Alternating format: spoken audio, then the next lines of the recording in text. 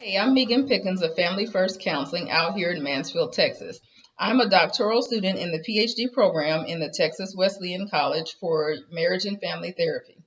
I am here to talk to you about what you can do with your graduate/slash doctoral degree once you complete your program as an LMFT in the state of Texas. Once you're done with your LMFT, there are different routes that you can take to utilize the license that you have and to get into practice with clients. The probably the easiest method is to work at a local hospital. Those hospitals for us include Millwood, Mesa Springs, Sundance Hospital, different places like that. Local hospitals either have a mental health program, which is an outpatient mental health program, or they have substance abuse, or they have both. There are also hospitals that specialize in different things like eating disorders and all of those kind of things. Those are usually the easiest way to get into practice as an LMFT and or an LPC. Um, you have an application process, you get a regular check, you're going to get benefits. Most of the time you'll have regular hours and things like that. So those are the pros of working in a hospital setting. Some of the cons of working in a hospital setting are the possibility of bureaucracy. There's often a lot of paperwork, and then there's a definite way that they do things at hospitals, which varies between hospitals.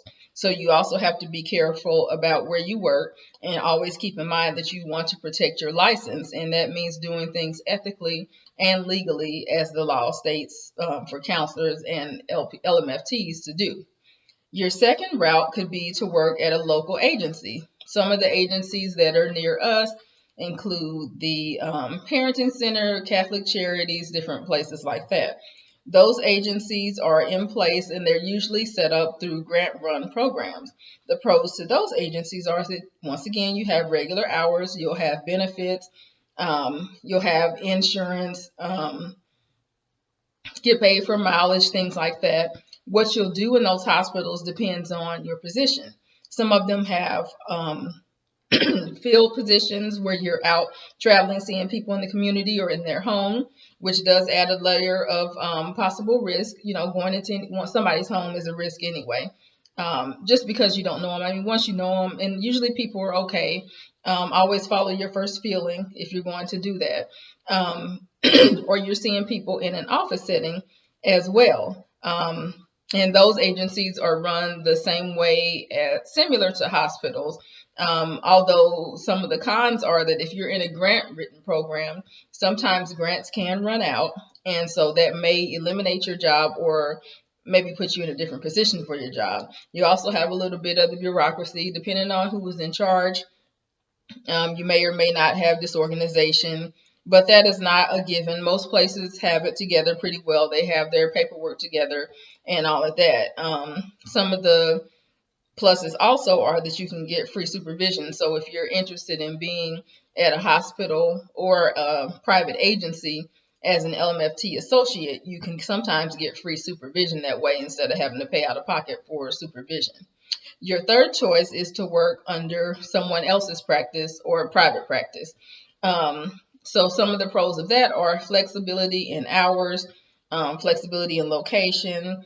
Some agencies offer in-home positions, they offer telehealth positions, they offer in-office positions.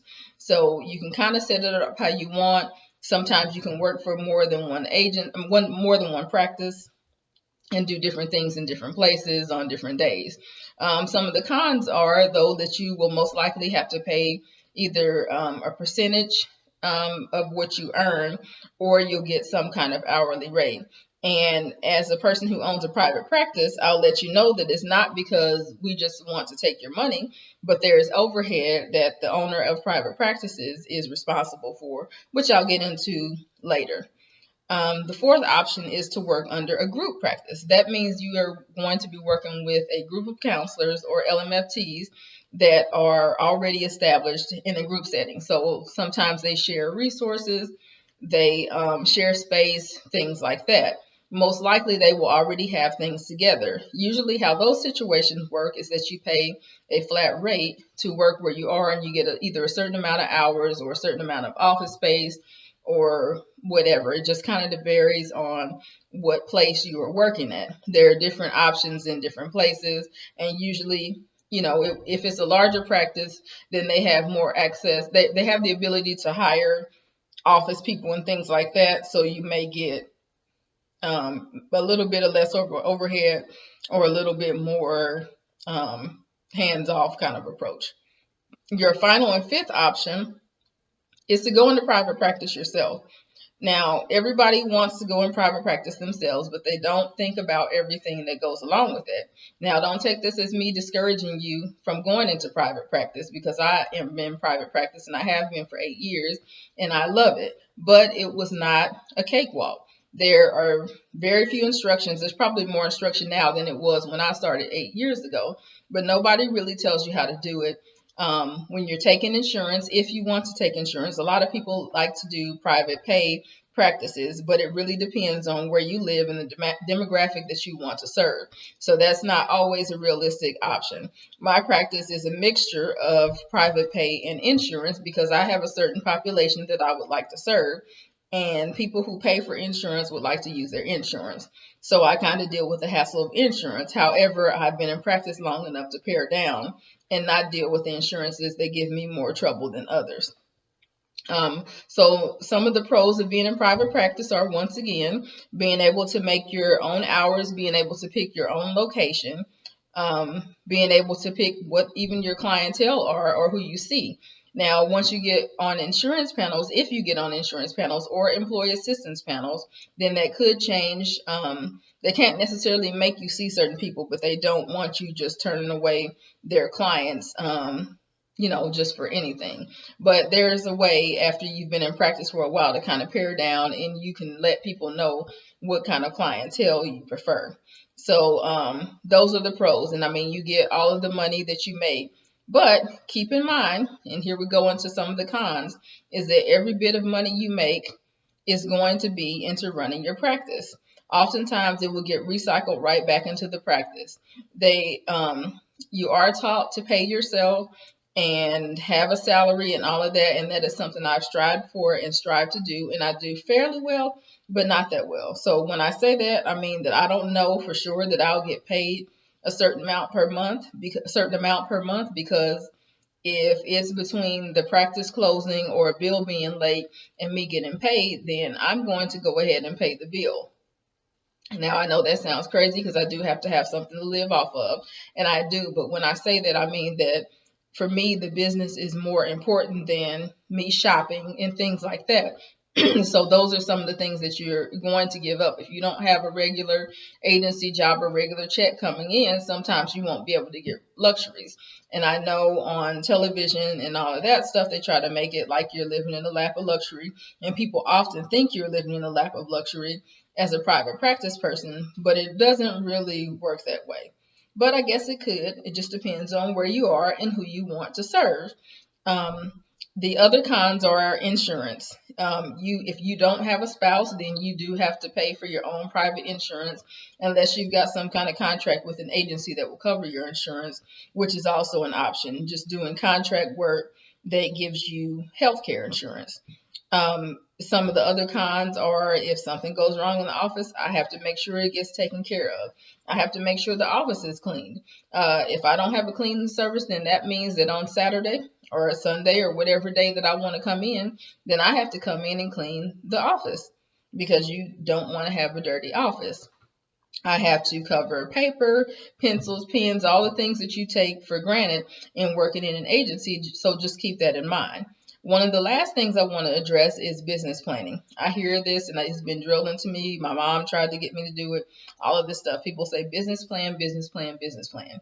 I did not have a business plan. I actually truly don't have a quote unquote formal business plan right now. I do have plans on what I want to do with my practice and how I want to grow. I'm not saying that's the way that you should do it, but I'm just saying that I did survive without the business plan, but I wouldn't necessarily recommend that. Have an idea of what you want to do. Have an idea of how you want your life to be and what level you want to live at. One of the best things I did for myself is to sit down and write out all of my expenses and how much money I wanted to have for fun, because I'm very extroverted at the end of the month. So I sat down and I figured out how much money I needed. And then I took my lowest insurance rate and added that up and and I figured out how many appointments that I would need within a month to cover all the expenses that I have for my practice and for myself. You would be surprised at how relieving that was, because it turns out I really only need about 16 sessions a month to break even, and then maybe about, I don't know, 24, 25 to have a little money to play with.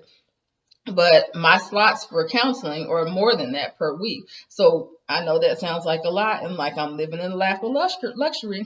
But let me tell you, no, I'm not. I have student loans.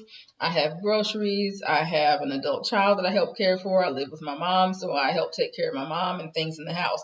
So once again, it's not a lack of luxury lifestyle. But one thing I've learned is that you cannot pay for peace. And I'm at peace. I work when I want to. I don't work when I want to. If my family needs me available, then I'm available for my family. I'm available for my clients.